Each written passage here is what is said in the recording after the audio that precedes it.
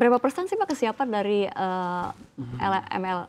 MLFF ini kalau kita lihat Anda bicara soal butuh payung hukum begitu. Artinya memang belum ada kesiapan. Kalau kita lihat juga ini kan butuh aplikasi Cantas. Tadi saya coba cek juga di aplikasi juga tidak ada, belum ada. Ini apa yang menjadi kendala? Itu modal utama ya, karena itu menjadi dasar legal kita untuk melakukan kerjasama, ya kan. Ya. Nah, itu saya kira dengan sudah ditandatangani peraturan pemerintah tentang jalan tol, oke, itu tinggal speed up seperti itu. Kantas, ya mungkin masyarakat juga harus memahami, Kantas itu salah satu alternatif aplikasi. Alternatif? Alternatif. Ya memang saat ini yang diperkenalkan oleh pihak Rotex adalah Kantas. Tapi kedepannya mungkin ada varian-varian lain ya untuk mendukung. Karena juga kita sadar bahwa ternyata tidak semua jalan tol di Indonesia tercover oleh satelit. Faktanya kan seperti itu, ya. Kadang-kadang kita apalagi dengan pakai obu. Obunya mau pakai apa obu kita, ya? Alat untuk mendeteksi posisi kita tuh pakai apa? Mau pakai handphone. Kalau pakai handphone berarti kita harus membayangkan perjalanan dari Jakarta sampai Surabaya, handphone harus on terus. Iya, bagaimana Anda menjamin bahwa semua pengguna kendaraan bermobil bisa ikut menikmati? Perlu ada masa transisi seperti itu. Jadi kalau tadi ada dikatakan wajib pakai Kantas, tidak. Ya, yang tidak pakai Kantas langsung kena denda, STNK-nya dicabut atau itu menurut saya itu penyesatan, ya informasi yang sesat ya seperti itu. Kantas itu mungkin baru kita pakai nanti setelah sistem kita cukup stabil. Karena sekarang yang mesti kita lakukan adalah tahap uji coba. Dari sistem itu sendiri kita coba dengan sistem Kantas, kalau memang sulit kita coba ke alternatif yang lain.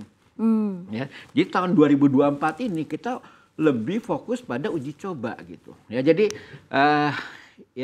jadi berita-berita yang sekarang beredar mungkin sesuatu yang agak menyesatkan gitu. Ya kita berbicara untuk sesuatu yang mungkin 3-4 tahun ke depan gitu. Ya. Tidak dalam 2-3 bulan sekarang gitu. Ya mungkin karena masyarakat terlalu excited begitu Pak dengan adanya MLF ini begitu ya. Excited juga kadang-kadang medianya pun terlalu main rata juga. Baik, gitu, Pak Sony kalau misalnya kita lihat artinya Kantas ini bukan satu-satunya atau mungkin bukan main dari aplikasi. Ada kemungkinan akan seperti itu. Karena kalau kita melihat kan Kantas itu hanya suatu software untuk proses pembayaran. Identifikasi pembayaran, ya kan? Nah, software itu ya kita lihat kan kehandalannya seperti apa. Ya. Jadi kita akan lihat juga gitu. Memang sekarang uji coba kita ya, masa transisi kita menggunakan Kantas. Ya, kita juga ada beberapa volunteer mengaplikasikan software itu, kemudian dicoba seperti halnya lewat di jalan tol yang sudah kita lakukan di Bali Mandara tahun lalu ya. Itu kan kita coba lagi nanti ya, seperti itu ya. Memang masih Kantas, tetapi kalau kita lihat trennya ya mungkin akan harus ada pendamping gitu. Karena kalau satu sistem hanya bergantung pada satu aplikasi, saya kira cukup riskan juga gitu. Ya, tapi masyarakat nggak usah khawatir ya, penerapan Kantas sampai hukuman STNK itu tidak ada ya seperti itu. Karena gini prinsipnya, bangun dulu alternatifnya, bangun dulu sistemnya, baru kita bicara hukumannya. Ya, jangan belum apa-apa kita main hukum, tetapi sistemnya sendiri belum stabil. Ya, nah ini nggak benar gitu. Oke, ya. baik. Klarifikasi Pak Sony, jadi belum ada terkena denda apapun yang melewati jalan tol yang tidak memiliki Kantas begitu? Ya. Nah, karena sekarang belum mulai ribut ya, banyak juga masyarakat juga mengkontak kami gitu mengatakan ini kok Kantasnya nggak ada di Apple Store atau di mana gitu ya, tidak ada gitu ya, bukan tidak ada, artinya memang kita belum sampai ke sana gitu ya, kita masih membuat transisi orang kalau tidak mau dengan pakai Kantas silakan tapping biasa.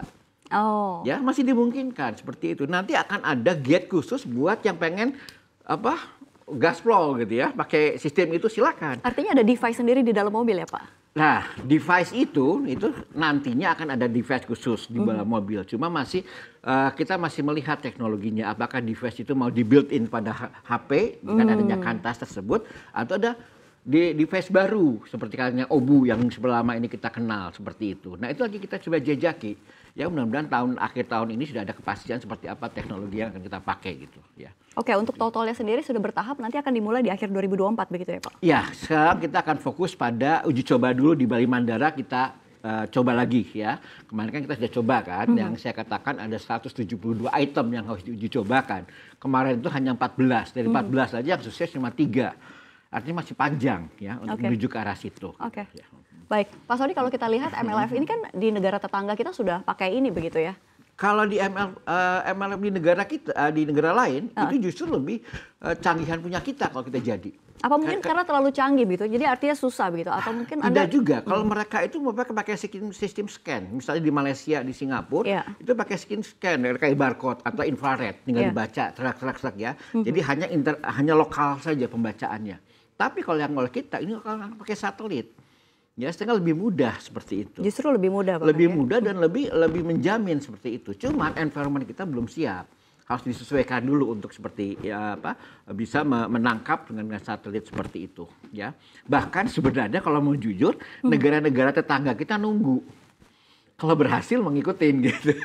Oh begitu. Ya menunggu teknologi, karena ini mungkin ya baru pertama kali penerapan teknologi menggunakan satelit ya dengan kompleksitas seperti di Indonesia. Karena yang dilakukan di Eropa ya, di Rusia bahkan ada seperti itu masih hanya kendaraan logistik aja. Karena semua kendaraan logistik di Eropa itu sudah ada GPS-nya, jadi nggak sulit kan. Nah di kita kan apakah semua mobil ada GPS-nya? Mungkin hanya mobil mahal aja ada GPS-nya kan kita nggak. Nah itu kan ada sesuatu yang memang harus kita rapihkan dulu gitu ya. Nah, kan kita nggak bisa memaksakan orang untuk memasang GPS. Ya, oke kalau nggak bisa pakai kantas, pasang GPS di mobilnya kan nggak juga seperti itu. Ya jadi karena pada prinsipnya teknologi ini jangan merepotkan masyarakat. Betul. Jangan mengakibatkan tarif menjadi lebih mahal, ya kan? Tapi di sisi lain jangan merugikan BUJT, ya Badan Usaha Jalan Tol, ya. Jadi harusnya teknologi ini harusnya memang jadi lebih baik, tetapi tidak menyusahkan banyak orang. Nah itu yang kita lakukan, makanya kita tidak ingin terburu-buru, ya seperti itu. Kita bertahap, ya bertahap kita selesaikan, ya masalah MNLF ini gitu.